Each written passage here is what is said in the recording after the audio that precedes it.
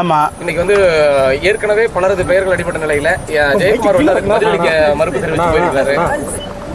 இல்லை, அண்ணா திராவிட முன்னேற்ற கழகத்தின் வேட்பாளர்கள் 2 பேரை கழக பொதுச் செயலாளர் அறிவித்திருக்கிறார். வழக்கறிஞராக இருக்கிற திரு இன்பதுரை அவர்களையும் ஏற்கனவே 1991 காலகட்டத்தில் சட்டமன்ற உறுப்பினராக இருந்த திரு தனபால் அவர்களும் 2 பேரும் அண்ணா திராவிட முன்னேற்ற கழகத்தின் வேட்பாளர்களாக அறிவிக்கப்பட்டிருக்கிறார்கள். ஆக தேசிய முற்போக்கு திராவிட கழகத்திற்கு அடுத்த ஆண்டு, அதாவது 2026ஆம் ஆண்டு ஒரு இடம் ஒதுக்கப்படும் என்று முறையான அறிவிப்பையும் இன்று செய்திருக்கிறார்கள். இன்னைக்கு அதிமுக தரப்புல வந்து தேமுதிக கூட்டணியில் இருக்கு அப்படின்றாங்க. ஆனால் தேமுதிக பொறுத்த வரைக்கும் நாங்கள் ஜனவரியில தான் அறிவிப்போம் அப்படின்றாங்க. அது அவங்களுடைய இல்லை, இதுவரையும் தேசிய முற்போக்கு திராவிட கழகம் கூட்டணியில் தொடர்ந்து கொண்டு தான் இருக்கிறது.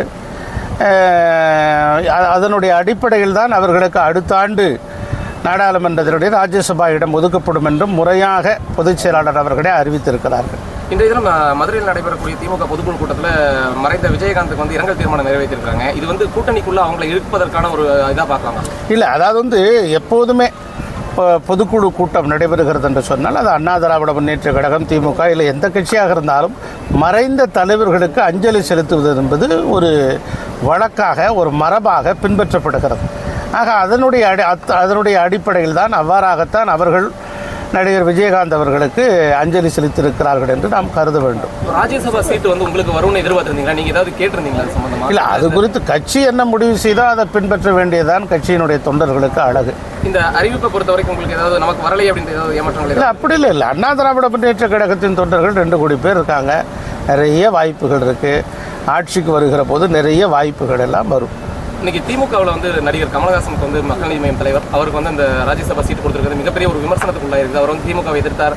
இப்போ வந்து அவங்களுக்கு பின்னாடி ஒளிஞ்சிருக்காரு. ஆமாம், நடிகர் கமலஹாசன் வந்து வாரிசு அரசியலை எதிர்த்து தான் கட்சியை தொடங்கினார்.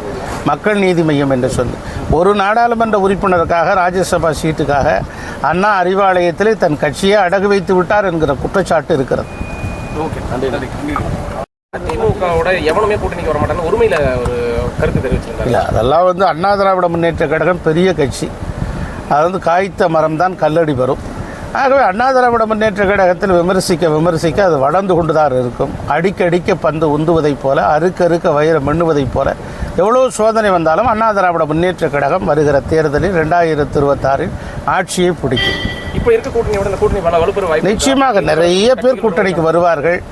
கூட்டணியில் மாற்றமெல்லாம் இருக்கும். கூட்டணி குறித்து கழக பொதுச் செயலாளர் பதில் சொல்லுவார். திமுக இருக்கக்கூடிய கூட்டணி கட்சிகள் ஏதாவது அதிமுக இல்லை, இது குறித்து கழக பொதுச் செயலாளர் உங்களிடத்தில் பதில் சொல்லுவார்.